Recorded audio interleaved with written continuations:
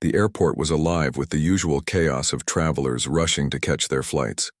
Families dragged suitcases behind them, business people checked their watches anxiously, and children tugged at their parents' arms, eager to explore the bustling terminals. Among the crowd stood Marcus King, a tall black man in his late 30s wearing a simple leather jacket and jeans. He carried a small backpack over one shoulder, looking like just another passenger trying to get through security. Marcus moved, slowly toward the metal detectors, his eyes scanning the area as if searching for something, or someone. The line ahead of him shortened, and soon it was his turn to step through the scanner. He placed his backpack on the conveyor belt and walked forward, raising his hand slightly as instructed by the TSA agent. For a moment everything seemed normal, then the alarms blared. Bright red lights flashed above the checkpoint and a loud, piercing beep echoed through the terminal. Heads turned and murmurs rippled through the crowd. Marcus froze, unsure of what had triggered the alarm. The TSA agents approached him quickly, their expressions stern. One of them gestured for him to step aside. "Sir, please come with us," one of the agents said firmly. Marcus obeyed, his heart pounding. "I don't understand," he said calmly. "I didn't bring anything dangerous. My bag is clean." The agents ignored his protests and led him to a nearby screening area. They opened his backpack and began rifling through its contents. Inside they found clothes, a laptop, some personal items, and then something strange. It was a small, sleek object that looked unlike anything they'd ever seen before. Smooth and metallic, it glowed faintly with shifting patterns of light. The agents exchanged confused glances. "What is this?" one of them demanded, holding up the device. "It's mine," Marcus replied evenly. "It's not stolen, I made it." The agents weren't convinced. "Made it? This doesn't look like something you can buy at a store or even make yourself. Where did you really get it?" Marcus hesitated, knowing how absurd the truth would sound. But lying wouldn't help him now. "I didn't steal it," he said firmly. "This belongs to me. Or rather, it belongs to my people." The crowd around them grew larger as curious onlookers gathered to watch the scene unfold. Some whispered sympathetically, while others muttered accusations under their breath. Phones were pulled out, capturing videos of the confrontation. Within minutes, the incident went viral online, sparking debates about racial profiling and airport security. As the commotion escalated, local law enforcement arrived to take over the situation. Officers questioned Marcus further, but his answers only deepened the mystery. He refused to explain what the device was or how it worked, insisting that revealing too much could put everyone in danger. Frustrated by his evasiveness, the officers decided to arrest him on charges of theft and possession of unknown technology.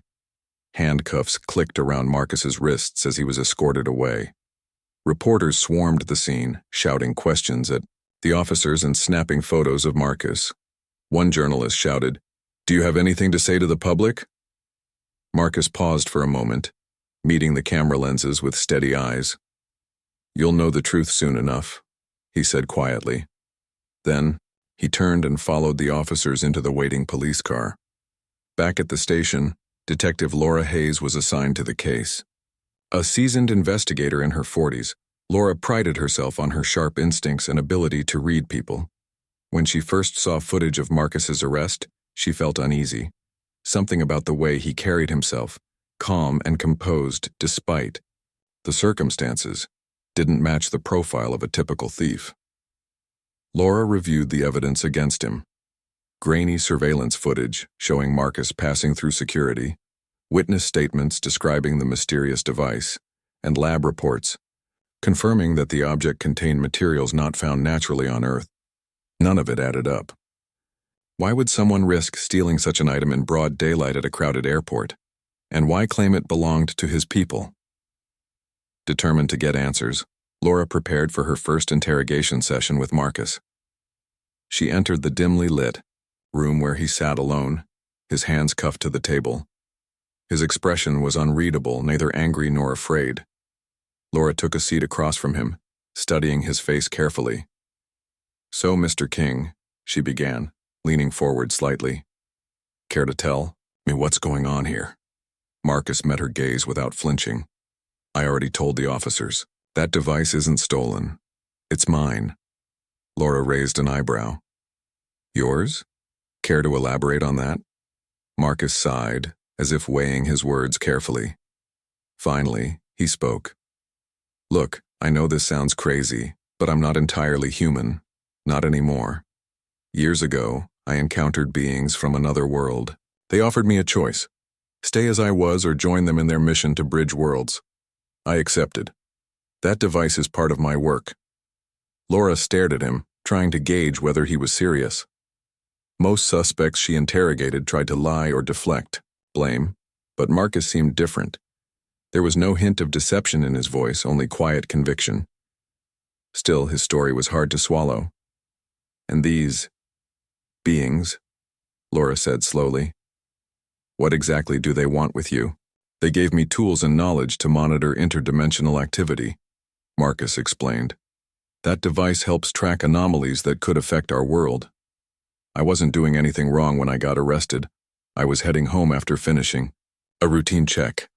Laura leaned back in her chair, processing what she'd heard.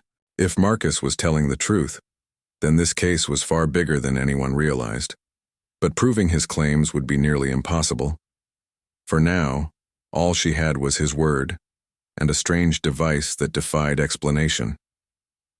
As the hours passed, news outlets picked up the story, sensationalizing every detail. Headlines screamed variations of "Black man arrested at airport over alien device" and "Is this man a thief or something more?" Public opinion was divided. Some believed Marcus was innocent, while others accused him of fabricating wild stories to avoid accountability. Unbeknownst to everyone, however, including Marcus himself, the events set in motion that day would soon spiral into something far beyond what anyone could imagine. The device, left inactive for too long, began emitting faint signals that reached far beyond Earth's atmosphere, and somewhere in the vastness of space those signals were being received.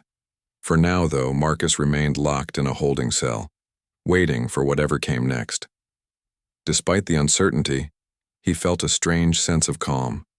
He had always known his dual identity would eventually come to light. What he hadn't anticipated was how profoundly it would change the course of history, for better or worse. Detective Laura Hayes sat in her office, staring at the file on her desk. The case of Marcus King was unlike anything she had ever encountered before. Most investigations involved clear motives: money, revenge, jealousy. But this was something else entirely. A man claiming to be part alien, carrying a device made of materials not found on Earth. It sounded like the plot of a science fiction movie, not a real-life criminal investigation. Laura flipped through the pages again, reviewing the details. Security footage showed Marcus calmly walking through the airport, his demeanor relaxed, until the alarms went off. Witnesses described him as polite and cooperative during the arrest, even though he refused to explain the purpose of the mysterious object. Lab reports confirmed that the device emitted low levels of energy and contained elements unknown to modern science. None of it added up. Still, there was something about Marcus's story that nagged at her. His calmness under pressure, his refusal to lie or exaggerate, even when faced with accusations of theft. It all felt genuine. Laura had interrogated countless suspects over the years, and she prided herself on being able to spot deception. But Marcus didn't seem like someone trying to cover their tracks. He seemed sincere. Determined to dig deeper, Laura decided to visit Marcus again. She entered the holding cell where he was being kept, finding him sitting quietly on the bench. He looked up as she approached, his expression neutral but alert. "Mr. King," Laura began, pulling up a chair across from him. "I've been thinking about what you said earlier, about the device belonging to your people." Marcus nodded slowly. "And?" "I want to believe you," Laura admitted. "But I need more than just your word. If you're telling the truth, then we're dealing with something far bigger than either of us understands. Can you prove any of this?" Marcus hesitated, then leaned forward slightly.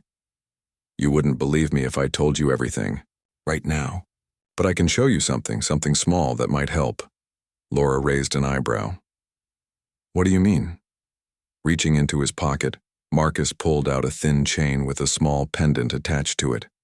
The pendant shimmered faintly, its surface smooth and metallic like the device confiscated from him. He held it out toward Laura. This is mine too. It's harmless, but it's proof of what I'm saying. Touch it.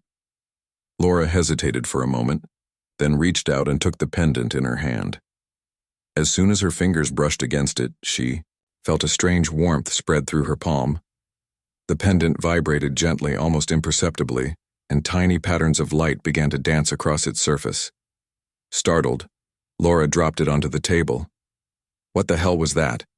She demanded, staring at the pendant. It's a sign, Marcus explained.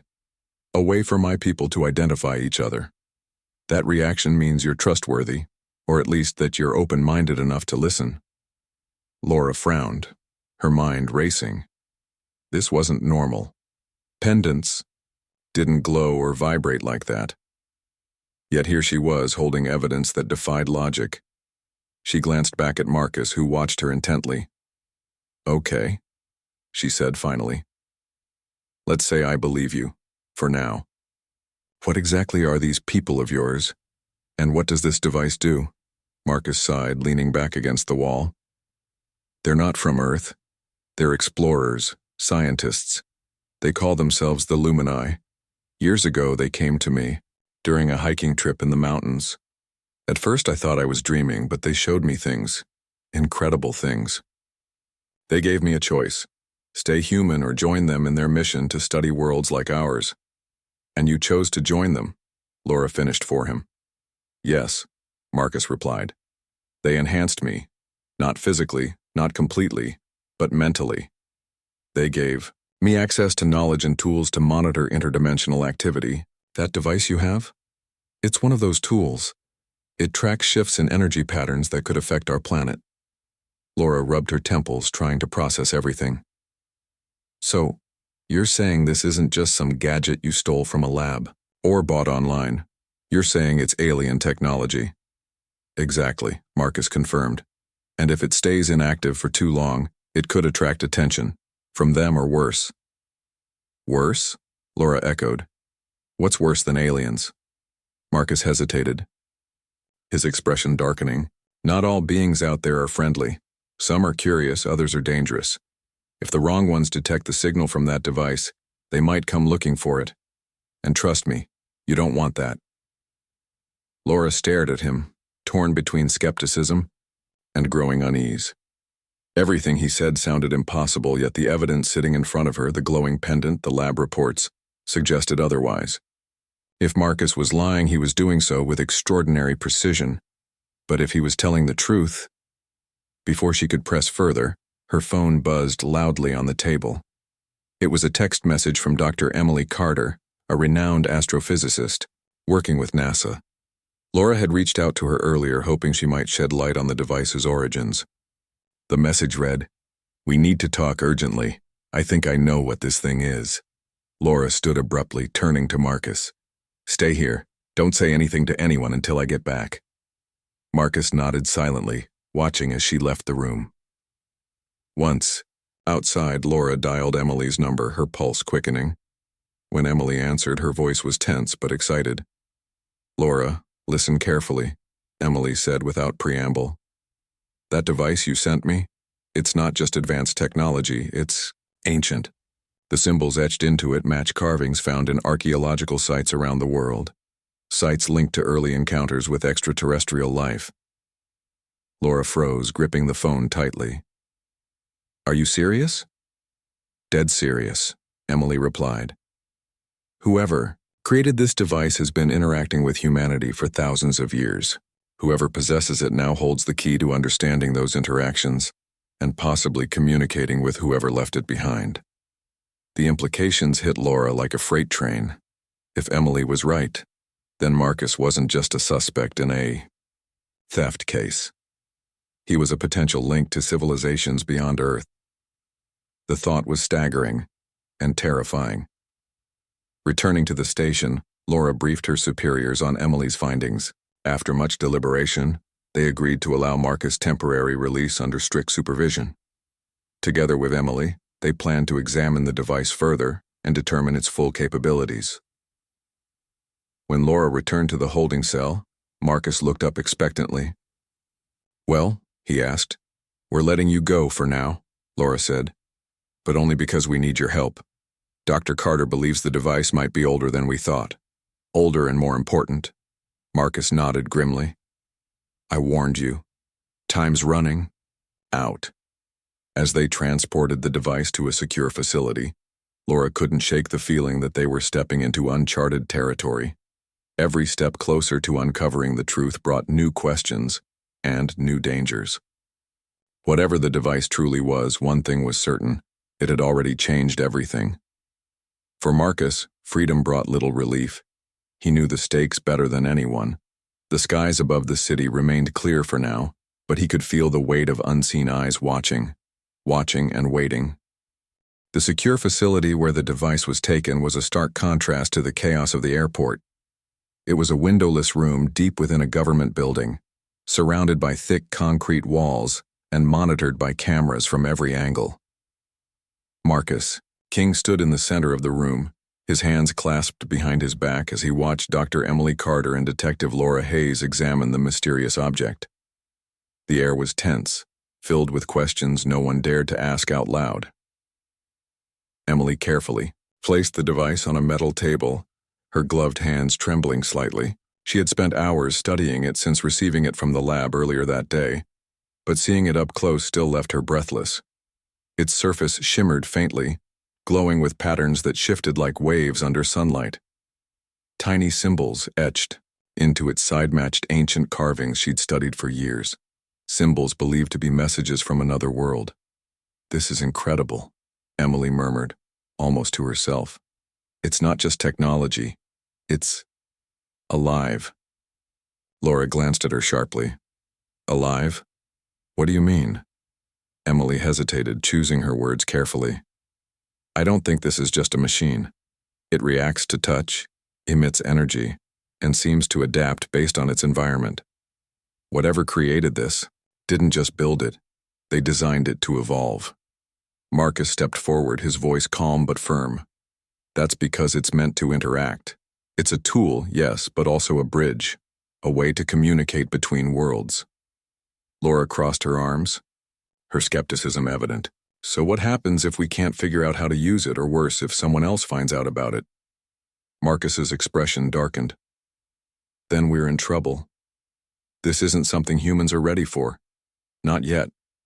If the wrong people get their hands on it, they could misuse it. And if the Lumini, or others, detect its signal while it's inactive, they'll assume Earth isn't handling it responsibly." Emily looked up, her eyes wide. "Wait, you said others. Who else is out there?"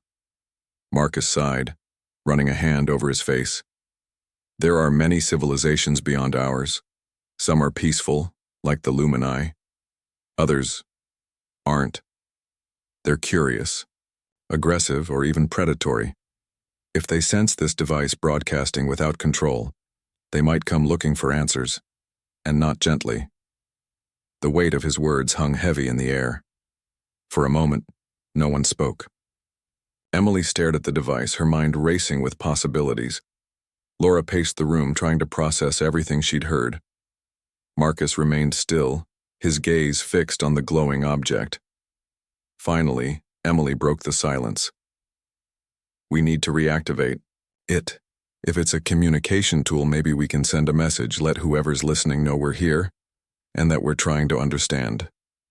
Marcus shook his head immediately. "It's not that simple. Reactivating it could draw attention, faster than leaving it alone. We have to be careful." "But doing nothing isn't an option either," Laura interjected. "If what you're saying is true, then sitting around waiting for aliens to show up isn't exactly a solid plan." Marcus clenched his jaw, knowing she was right. He had hoped to avoid involving anyone else, but the situation had spiraled out of his control. Now he had no choice but to trust these two strangers with knowledge that could change humanity forever. "Fine," Marcus said after a long pause. "But we do this my way. First, we stabilize the energy output so it doesn't broadcast uncontrollably. Then we try to establish contact, but only with the lumini, no one else. Emily nodded eagerly. How do we stabilize it? Marcus approached the table, his movements deliberate. He reached out and touched the device, his fingers brushing against its smooth surface. Instantly, the patterns of light shifted, forming intricate designs that pulsed rhythmically. A soft hum filled the room, vibrating through the floor and walls. It recognizes me, Marcus explained. This will help us calibrate it safely, but I'll need your help to monitor the readings. If anything goes wrong, shut it down immediately. Laura exchanged a glance with Emily, who gave a slight nod. Together, they set up equipment to track the device's energy levels. As Marcus worked, Emily couldn't help but marvel at how naturally he handled the object.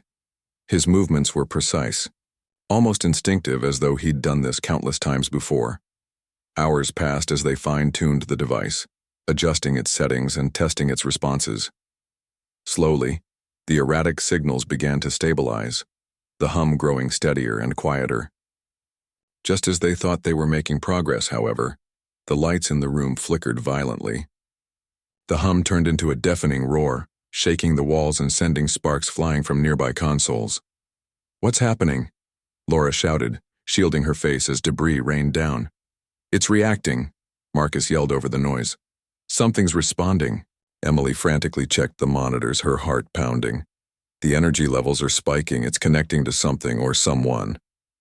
Before anyone could react, the room plunged into darkness. For a brief moment, there was only silence. Then, a brilliant beam of light shot upward from the device, piercing through the ceiling and disappearing into the sky. Outside, the night lit up as if dawn had arrived early. Laura rushed to the nearest window, peering outside. The city skyline was bathed in an eerie glow, and the horizon shimmered with colors that defied nature. People poured out of buildings, staring upward in awe and confusion. In the distance, streaks of light moved across the sky, forming shapes that seemed impossible, geometric patterns, swirling vortexes and pulsating orbs. Oh my God, Emily whispered, joining Laura at the window. They're here.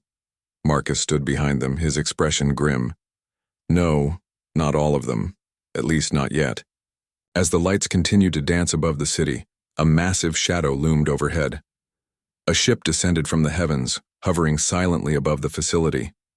Its surface shimmered like liquid metal, reflecting the chaotic display below. Onlookers gasped and screamed, some fleeing in panic while others recorded the scene on their phones. Inside the room, Marcus took a deep breath, steeling himself for what came next. This is it, he said quietly. First contact. The ship emitted a low, resonant hum that vibrated through the ground. Then a hatch opened and a figure emerged. It wasn't humanoid, but neither was it entirely alien. Its form shifted and flowed, as though made of living light. It floated down to the rooftop of the building, stopping just above the group inside. Through the device, Marcus heard a voice, not with his ears, but in his mind. It was calm, melodic, and impossibly ancient. We have observed your kind evolve. You stand at a crossroads. Choose wisely. Marcus stepped forward, addressing the being directly. We mean no harm. We seek understanding. The figure tilted its head, studying him intently. You carry our gift. Use it to guide your species toward unity, or risk division. Laura and Emily watched in stunned silence, unable to comprehend the full scope of what was unfolding. The being lingered for a moment longer before ascending back into the ship. With a flash of light, the vessel disappeared into the sky, leaving behind only silence. For several minutes, no one moved. The city returned to darkness, save for the distant glow of streetlights and emergency vehicles arriving to investigate the disturbance. Marcus turned to Laura and Emily, his expression grave. That was the Lumini, he said softly. They've given us a chance, but not much time. If we can't prove we're capable of using this responsibly, others will come. And they won't be as forgiving. Laura swallowed hard, her mind reeling. What do we do now? Marcus met her gaze steadily. Now, we prepare for whatever comes next. The aftermath of the alien ship's appearance left the city in a state of shock. People gathered on streets and rooftops, pointing at the sky and sharing hushed theories about what they had just witnessed. Social media exploded with videos and photos of the event, each post adding fuel to the growing wildfire of speculation. Some claimed it was a government experiment gone wrong, while others insisted it was proof of extraterrestrial life. Amidst the chaos, Marcus King, Detective Laura Hayes, and Dr. Emily Carter remained locked inside the secure facility, grappling with the enormity of what had happened. Laura paced back and forth, her mind racing. "That thing," she said finally, gesturing toward the device still glowing faintly on the table. "It just brought an alien ship to Earth. Do you realize how insane that sounds?" Marcus nodded calmly, though his face betrayed the weight of responsibility pressing down on him. "I know, but this isn't the first time something like this has happened. Humanity has been visited before, you just didn't notice." Emily sat at the edge of her seat, her eyes glued to the monitors displaying data from the device. What did that being mean when it said we're at a crossroads? What kind of choice are we supposed to make? "It's not just us," Marcus explained. "Every civilization reaches a point where they have to decide how to use advanced knowledge and technology. Will we use it to help each other, or will we let greed and fear tear us apart? The Lumini gave us this device as a test, to see if we're ready for the next step." Laura stopped pacing and turned to face him. "And what happens if we fail?" Marcus hesitated, his jaw tightening. "Then others will come. Not all beings out there are as patient or forgiving as the Lumini. If they think we're a threat, or too dangerous to exist, they won't hesitate to act." The room fell silent as everyone absorbed his words. Outside, sirens wailed in the distance, signaling the arrival of emergency responders and government officials eager to contain the situation. News helicopters circled overhead, their searchlights cutting through the night. The world was watching and the pressure was mounting. "We need to figure out our next move," Laura said firmly. "We can't keep this hidden forever. Someone is going to demand answers." Emily nodded in agreement. "But who do we trust, governments, corporations? Half the people out there would sell this thing for profit without thinking twice about the consequences." Marcus leaned against the table, his expression thoughtful. "We start small. We tell only those who absolutely need to know, people who can help us understand the device better and ensure it's used responsibly. That means scientists, engineers, and maybe a few trusted leaders, but no one else, not until we're sure we can control it." Laura crossed her arms, skeptical but willing to listen. "And what exactly does controlling it look like? How do we even begin to manage something like this?" Marcus gestured toward the device. "First, we stabilize its energy output completely. Right now, it's still broadcasting faint signals that could attract attention. If we don't shut those down, more ships might show up, and not all of them will be friendly." Emily immediately sprang into action, pulling up schematics and running simulations on her laptop.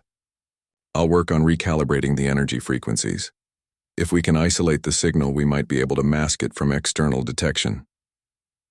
As Emily focused on the technical side, Laura took charge of logistics. She made calls to trusted contacts within law enforcement and intelligence agencies, explaining the situation in vague terms while emphasizing the need for secrecy. It wasn't easy. Many were suspicious or outright dismissive, but Laura's reputation carried enough weight to buy them some time. Meanwhile, Marcus stayed close to the device, monitoring its activity and ensuring it remained stable. He occasionally adjusted settings manually, his movements precise and deliberate. Despite his calm exterior, he couldn't shake the feeling that they were running out of time. Every second the device remained active increased the risk of unintended consequences. Hours passed, and slowly progress began to take shape. Emily managed to tweak the energy output, reducing the broadcast range significantly. Laura secured temporary clearance from higher-ups to continue their work under strict confidentiality agreements. The team worked tirelessly, fueled by coffee and adrenaline, knowing that failure wasn't an option. By morning, the initial panic in the city had subsided somewhat, replaced by a mix of curiosity and fear. Official statements attributed the strange lights to a rare atmospheric phenomenon, though few believed the explanation. Conspiracy theories flourished online, with some claiming the government was hiding evidence of alien contact. Journalists camped outside the facility, desperate for any scrap of information. Inside, the trio prepared for the inevitable fallout. They knew it was only a matter of time before someone demanded access to the device, or worse, tried to seize it by force. To prevent that, they needed a plan to protect both the technology and themselves. "We should relocate," Marcus suggested during a brief break. "This place isn't secure enough anymore. Once word gets out about what happened here, every agency in the country will want a piece of this." Laura nodded grimly. "Agreed. I'll arrange transportation to a safer location, somewhere off the grid." Emily looked up from her notes, her brow furrowed. "What about the public? People saw the ship, they'll want answers sooner or later." "We give them answers," Marcus said firmly. "But not yet. First, we need to prove we can handle this responsibly. If we rush, we risk exposing everything and putting everyone in danger." As they finalized their plans, Marcus couldn't help but reflect on how far things had spiraled since his arrest at the airport. What started as a routine mission had escalated into a global crisis, with humanity teetering on the brink of discovery, or destruction. He felt the weight of his role more acutely than ever, knowing that the choices he made now could shape the future of the entire planet. When the sun rose over the horizon, casting golden light through the cracks in the walls, the team loaded the device into a secure transport vehicle. Laura coordinated with a network of allies to secure a remote compound deep in the mountains, far from prying eyes. Emily packed her equipment, determined to continue her research uninterrupted, and Marcus stood quietly, gazing upward at the skies one last time before stepping into the van. As they drove away from the city, leaving behind the chaos and uncertainty, Marcus allowed himself a moment of hope. For all the challenges ahead, he knew they had taken the first step toward bridging worlds, a step that could lead to unity, understanding, and perhaps even peace. But he also knew the road would be long and fraught with peril. Only time would tell whether humanity was truly ready for what lay beyond the stars. The journey to the remote mountain compound was long and tense. The van carrying Marcus King, Detective Laura Hayes, Dr. Emily Carter, and the mysterious device bounced along winding dirt roads, far from any signs of civilization. Outside, dense forests stretched endlessly, their shadows deepened by the overcast sky. No one spoke much during the drive. Each person was lost in their own thoughts, grappling with the enormity of what they had witnessed and what lay ahead. When they finally arrived at the compound, it became clear why Laura had chosen this location. Hidden among towering pines, the facility was unassuming, a cluster of sturdy buildings surrounded by high fences and surveillance cameras. It had once been a research outpost for geologists, but now it would serve as their base of operations. The isolation offered both protection and secrecy, two things they desperately needed. As they unloaded their equipment and set up workstations inside, Marcus took a moment to step outside and breathe in the crisp mountain air. He gazed upward, at the vast expanse of sky, feeling a strange mix of awe and dread. The Luminae's ship was gone, but he knew their presence lingered, not just in the device, but in the minds of everyone who had seen the lights that night. Humanity had taken its first real step toward the stars, whether it was ready or not. Inside, Emily got straight to work. She connected the device to an array of monitors, running diagnostics and analyzing every scrap of data it produced. Her fingers flew across the keyboard as she adjusted settings, fine-tuning the energy output to ensure it remained stable. "We're lucky," she said after a while, glancing up at Marcus. "If we hadn't stabilized it earlier, the signal could have drawn more attention we wouldn't have been able to handle." Marcus nodded grimly. "Let's hope luck stays on our side. We can't afford another mistake." Laura, meanwhile, focused on logistics. She spent hours on secure phone lines, coordinating with contacts in law enforcement and intelligence agencies to keep prying eyes away from the compound. Word about the incident at the airport, and the strange lights in the sky had spread like wildfire, and rumors were spiraling out of control. Some claimed the government was hiding aliens, while others accused Marcus of being part of a secret conspiracy. The pressure was mounting, and Laura knew it was only a matter of time before someone came knocking. Despite the tension, there were moments of quiet camaraderie. Late at night, when the hum of computers and generators filled the room, the three of them would gather around a small table littered with coffee cups and notebooks.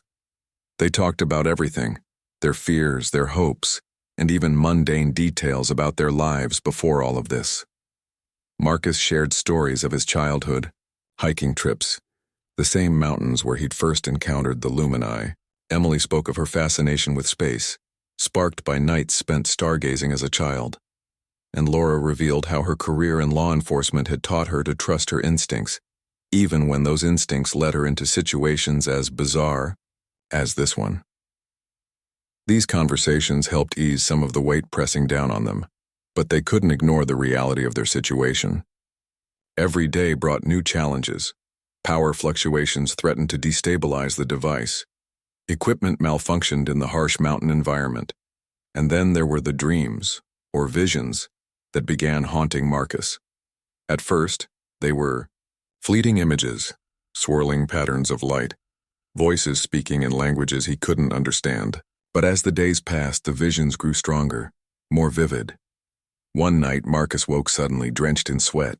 He stumbled outside, clutching his head as the glowing symbols from the device seemed to burn themselves into his mind. When Laura found him standing in the cold darkness, staring blankly at the stars, she placed a hand on his shoulder. "Are you okay?" she asked gently. Marcus shook his head, his voice barely above a whisper. "They're trying to tell me something. The Lumine, they're sending messages through the device. I don't know what they mean yet, but it feels urgent." Back inside, Emily examined the device closely, searching for any changes in its behavior.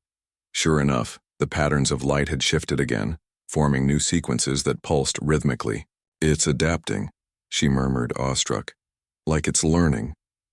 "Or warning us," Marcus added darkly. Whatever the case, they couldn't ignore it. Over the next few days, Marcus worked tirelessly to decipher the symbols, using fragments of knowledge the Lumini had shared with him years ago. Emily assisted, cross-referencing the patterns with ancient carvings and texts from archaeological sites around the world. Slowly, a message began to emerge, one that sent chills down their spines. "They're coming back," Marcus announced one evening, his face pale. "Not the Lumini, others. Beings who saw the signal and want answers." Laura's stomach dropped. "How soon?" "Days," Marcus replied. "Maybe less." Panic set in as they scrambled to prepare. Emily modified the device further, attempting to create a fail-safe mechanism that would shut it down completely if necessary. Laura coordinated with her network of allies, arranging for armed guards to patrol the perimeter of the compound. Marcus, meanwhile, focused on strengthening the device's shielding, hoping to mask its presence from outsiders, but no amount of preparation could fully quell their fear. The thought of facing unknown entities, beings whose intentions were unclear, was terrifying. What if they weren't peaceful? What if they viewed humanity as a threat? On the third night, the skies above the compound lit up once again. This time the lights were different, harsher, colder. The air crackled with electricity, and the ground trembled beneath their feet. Through the windows they watched as multiple ships descended, hovering ominously overhead. Unlike the Lumini's vessel, these ships were jagged and angular, their surfaces dark and menacing. "This is it," Marcus said quietly, gripping the edge of the table. "Stay calm. Let me handle this." He stepped outside alone, raising his hands in a gesture of peace. Above him, one of the ships emitted a beam of light scanning the area. Then, a figure emerged, not flowing and ethereal like the Lumini, but solid and imposing. Its form was humanoid but distorted, its features sharp and angular. It floated down to meet Marcus, stopping just a few feet away. Through the device, Marcus heard a voice, not melodic like the Lumines, but harsh and grating. You possess what is not yours. Explain. Marcus swallowed hard, forcing himself to remain steady. This device belongs to Earth now. We are learning to use it responsibly. The figure tilted its head, studying him with piercing eyes. Your kind is young, impulsive, dangerous. Why should we trust you? Because we've been given a chance, Marcus replied firmly. The Lumini chose us. They believe in our potential. If you take this away, you'll rob us of that chance. For a moment, the figure said nothing. Then it raised a hand and the ships above began to shift position. Prove yourselves, it said finally. Show us you are worthy. Fail, and we will return with judgment. With that, the figure ascended back into its ship, and the vessels disappeared into the sky. The ground stopped trembling and the oppressive energy faded, leaving behind an eerie silence. Inside the compound, Laura and Emily rushed to Marcus's side, their faces pale with relief. What did they say? Laura asked urgently. They're watching, Marcus explained. Testing us. If we misuse the device or show signs of aggression, they'll come back, and next time, they won't be so forgiving. Emily sank into a chair, her hands trembling. So we're on probation? In a way, Marcus admitted. But at least we still have a chance. Over the following days, the team redoubled their efforts. They worked together to refine the device, ensuring it operated safely and efficiently. Laura reached out to trusted leaders and scientists, sharing limited information about the situation and emphasizing the importance of cooperation. Emily continued her research, documenting every detail of the device's functions for future reference. And Marcus stayed vigilant, monitoring the skies and the faint signals emanating from the device.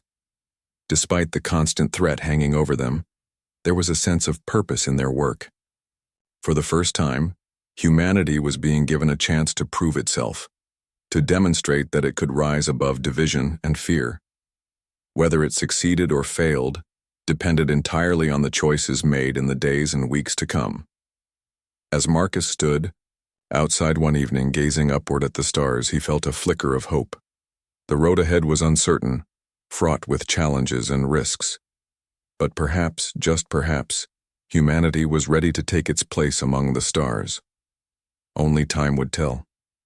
Weeks had passed since the second encounter with alien ships, and life at the remote mountain compound had settled into a tense rhythm.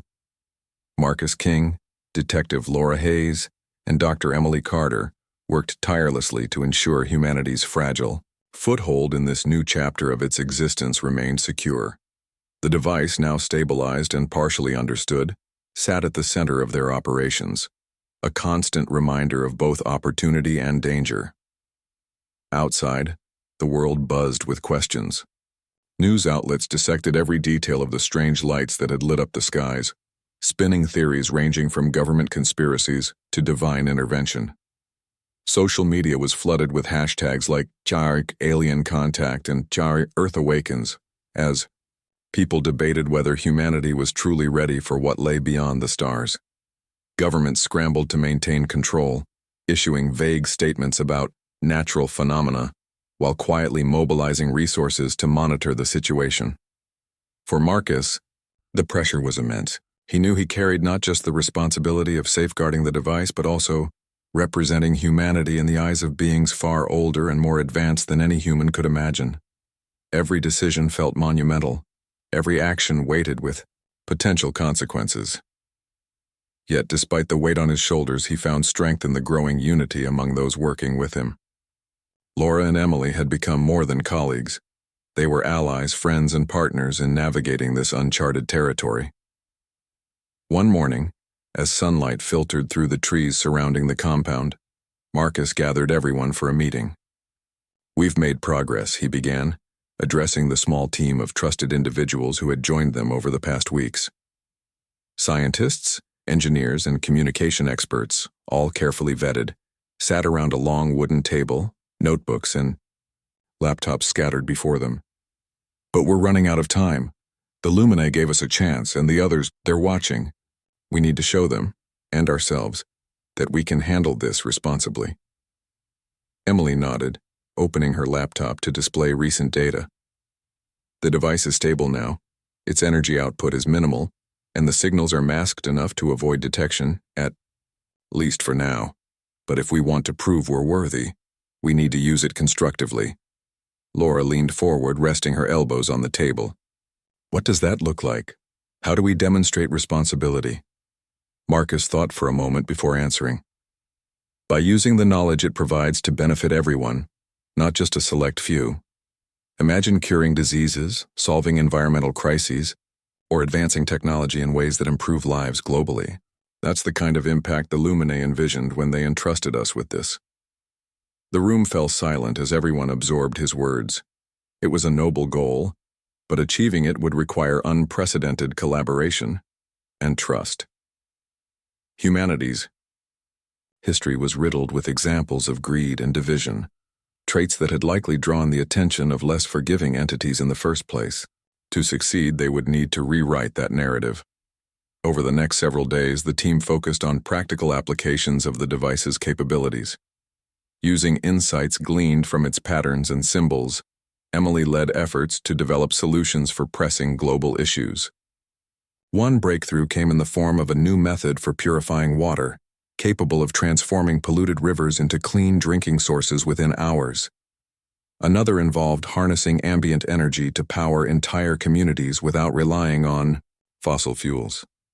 Each discovery brought renewed hope and increased scrutiny. As word of these advancements leaked to the outside world, public opinion shifted dramatically. Skeptics who had dismissed the incident as a hoax began to reconsider. Politicians called for transparency, demanding answers about the source of such innovations. Activists praised the developments as proof that humanity could rise above its flaws when faced with a shared purpose. Meanwhile, corporations and governments vied for access to the technology, eager to exploit it for profit or power.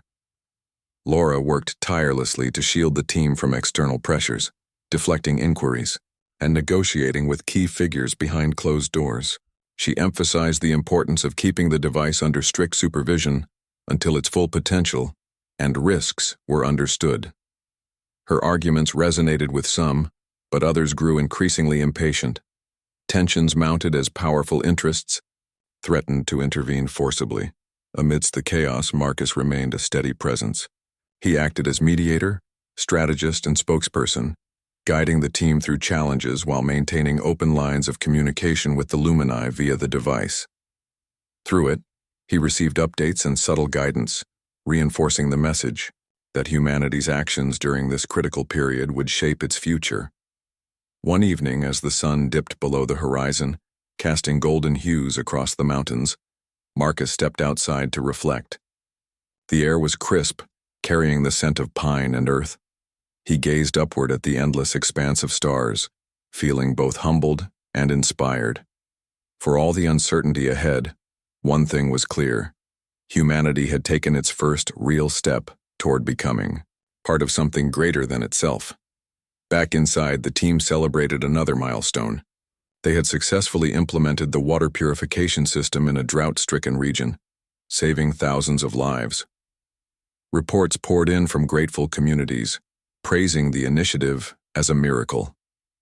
Emily beamed with pride, her eyes shining, as she reviewed the footage of families filling containers with fresh water for the first time in years. "This is why we're doing this," she said softly, turning to Marcus. "To make a difference. To give people hope." Marcus smiled faintly, though his expression remained thoughtful. "It's a start. But there's still so much work to do. This is just the beginning." Laura approached him later that night, joining him on the porch where he stood gazing at the stars. "Do you ever wonder if we're ready for all this?" she asked, her tone quieter than usual. "All the time," Marcus admitted. "But maybe being ready isn't the point. Maybe it's about trying, even when the odds feel impossible." She nodded slowly, her gaze drifting skyward. "Do you think they'll come back? The Luminae?" "I don't know," Marcus replied honestly. "But I think they're always watching, in ways we can't see. What matters is how we choose to move forward." In the weeks that followed, The team continued their mission, expanding their efforts to address global challenges. The device became a symbol of possibility, sparking conversations about unity and cooperation on an unprecedented scale. While skepticism and fear lingered, so too did hope. People began imagining a world where humanity wasn't defined by its divisions, but by its capacity for growth and connection. For Marcus, life returned to a semblance of normalcy, but only on the surface. Beneath it, he carried the knowledge that his journey was far from over. The Lumine had entrusted him with a role he hadn't asked for, yet one he couldn't abandon. As he looked toward the future, he felt a sense of purpose stronger than ever before. On a quiet morning, as dawn painted the sky in shades of pink and orange, Marcus stood alone outside the compound. In his hand, he held the small pendant given to him by the Lumini years ago. Its faint glow pulsed gently, a reminder of the bond between worlds. He whispered a silent promise to honor their trust, to guide humanity toward a brighter path, and to never stop believing in the potential for change. Above him, the stars twinkled brightly, indifferent yet watchful. Somewhere out there, beings waited, observing humanity's progress with curiosity and caution.